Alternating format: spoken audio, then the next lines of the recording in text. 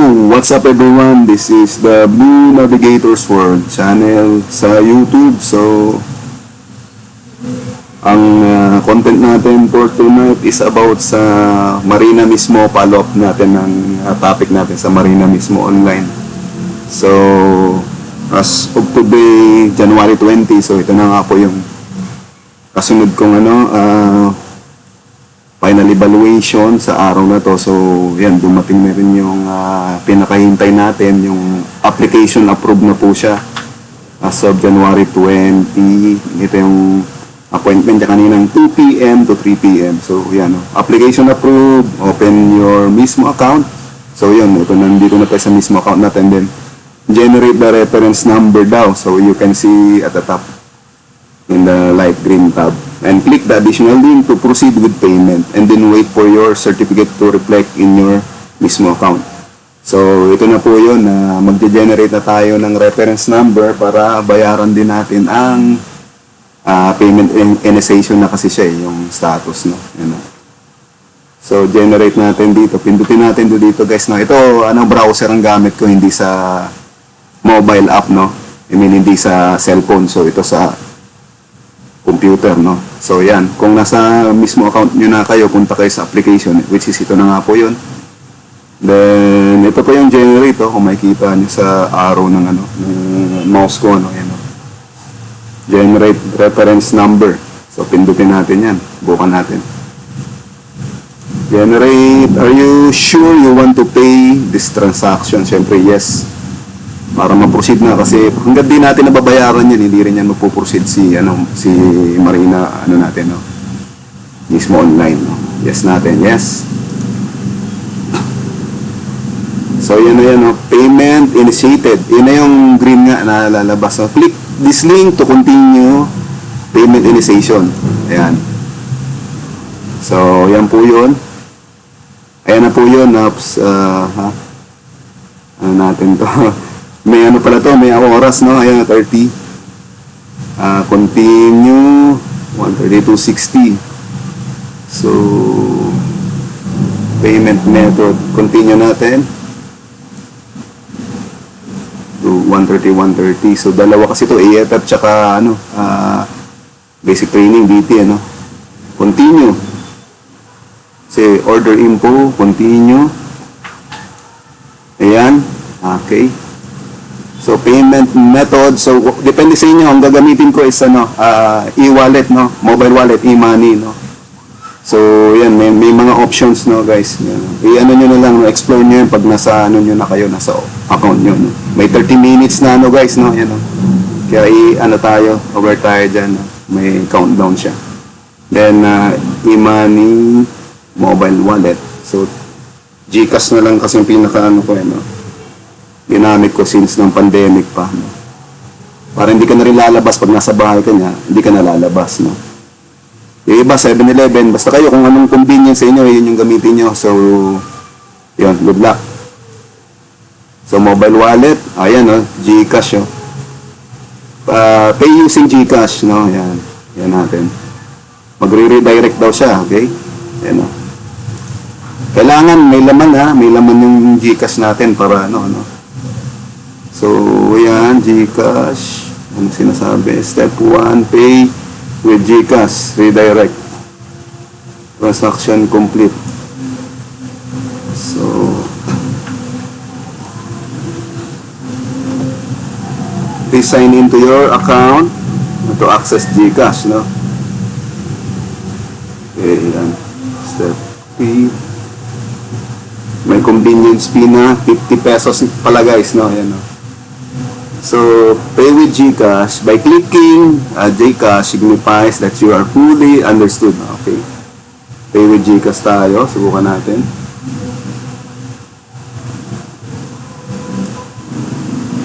Magre-redirect siya. Yan, pindutin natin to. Okay.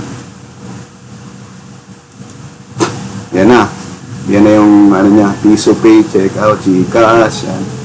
Magano na siya dyan. So yan, i-scan na lang natin yan, no? Log into GCash and scan with this QR code, no? So yan. Okay. log into GCash daw. So ilalagin ko yung GCash ko. Hindi ko na ipapakita dyan sa inyo, ano. Ganyan ang gagawin. I-scan nyo yung QR code na yan, no? Once na nabuksan nyo na yung, ano, yung account nyo, no? So, scan daw yan. Gamit ang scanner ng GCash, no? Yun. Dito ko nabubuksan sa, ano ko, sa cellphone ko. So, yan, no? Para direct na. Wala nga, ano natin. Yun. Tap to continue. Anong ano niya? Order your own QR codes. Kaka-problema sa pag-i-scan. Yan na natin. Sabi niya kasi is log in to GCash and scan this QR code with QR scanner. Log in, scan.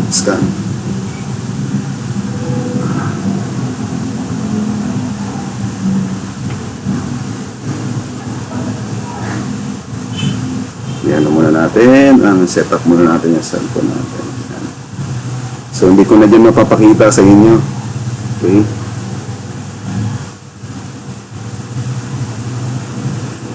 Upload si Arion processing. So, yun na po siya. Nag-process na siya. Okay. Yun na. Lalabas na yung ano. Lalabas na rito sa screen nyo. Kung sa mobile kayo, no. So, 310 ang total with convenience fee pa siya. So, pay PHP 310 nakalagay dito. No available voucher. So, diretso na to. Babawas siya. Kailangan may ano, may load yung ano nyo, GCash nyo para mabayaran niya. Eh, pasobra nyo kasi may convenience fee pa siya eh. So, kung may mga extra charge para hindi kayo ma-short sa pambayad nyo, no. So, pay with 310, pay 310, no. Pindutin ko na. Ayan. So, payment confirm. Please go back to your, ayan na, may ano na. Ano na siya. So, ita-download natin at screenshot, no. Ayan, may ano na siya. Ayan na, may payment complete na siya, guys, no. Ito na rin ang lalabas, no. So, nakalagay doon. Meron din siyang text, no. May text din siya, ayan, no. Transaction success, text niya. Yun. Thank you for choosing Marina mismo. Details, reference, ganito. So, ayan. Amount of 310. So, yan, mag-notify din siya, guys, sa inyo, no, sa no, text. Okay. Then, pati sa, ano nga, oh, sa registered, ano nyo, email natin, no, mag-ano rin siya. Na-notify din, no? So, yun, no? Payment successful, nakalagay na po rito sa email. Lumabas din siya. Okay? So, balikan natin yung ano natin, mismo account natin, no? Kung okay na ba siya. So, ito na, okay na siya rito, no? So, close. Bukan natin kung nag-pay na ba ito siya. Okay. Punta tayo sa payment. Okay. Transaction success na eh. Tignan natin kung nag-ano na siya. Ayun na, guys. Successful na siya, guys, no? Ayan, hindi ko na masyado ipapakita yung profile natin. Ayan, no? Yung BT, AFF. Ayan, no? Application information, transaction certification, regular na ano lang to? Revalidation, no? Revalidate, no? Nag-renew lang ako. So, BT and AFF. Advanced Firefighting at BT. So, ang status niya na po ngayon, after niya mabayaran, nabayaran ko na ngayon lang for signatory validation. So, successful na. So, update na lang natin kayo ulit kung kamusta to. Kung mga ilang araw, no? May narinig ako sa ibang vlogs, mga around, 3 to 5 days or basta sabihin na natin mga less than 1 week siguro, mga abang-abangan na lang, no. Basta lagi niyo i-open yung ano, yung status ng Marina mismo niyo, mag-login kayo parati para dito, updated kayo kung kailan nila ano yan, tapos na kung ano na ang pinaka-latest status ng ano natin, Marina mismo online application natin, no? Kung COP man yun o COC. So, yun lang. So, dito, upload receipt kapag kailangan, no? May nakalagay naman, no? So, kaya yung importante na screenshot nyo yung ano nyo, yung pagbabayad nyo, no? Sa GCash man yan, no? Ano, no? Sa akin, GCash po yung tinuro ko sa inyo. So, yun lang po. I-upload nyo yan kung kinakailangan. Kaya, importante, mag-screenshot kayo ng mga, ano, no? Ng mga payment, ano nyo, option nyo, yung pagkabayad nyo, no? Yung details.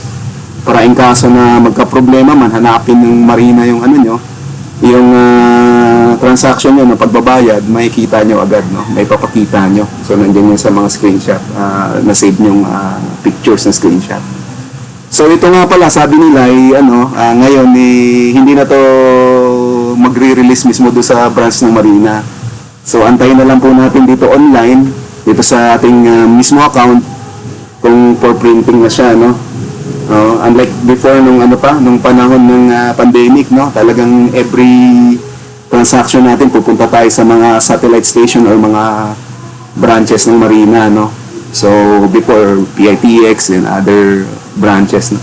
So yun lang po guys, no. Kung may katanungan pa kayo rito sa pagbabayad ng mismo online transaction nyo, Marina mismo online transaction using the GCash. So, mag-comment lang kayo sa comment section at sa iba pang katanungan na related dito, no? Then, kung nakatulong, paki-like at share nyo na rin sa mga kabaro natin at kung gusto nyo na rin suporta ng aming channel, i-ano nyo na rin po yung subscribe button, no? And that's all. Once again, this is the Blue Navigators World Channel. And muli, hindi po ako taga Marina, no? Isa rin po akong marino na seafarer na kagaya nyo na nagtatrabaho sa ibang bansa, no? At nagbabarko, no? Hindi po ako, disclaimer, hindi po ako taga Marina, no? Isa rin po akong seafarer. O, yun lang po. Good luck sa mga kabaro. Stay safe, God bless. Bye-bye.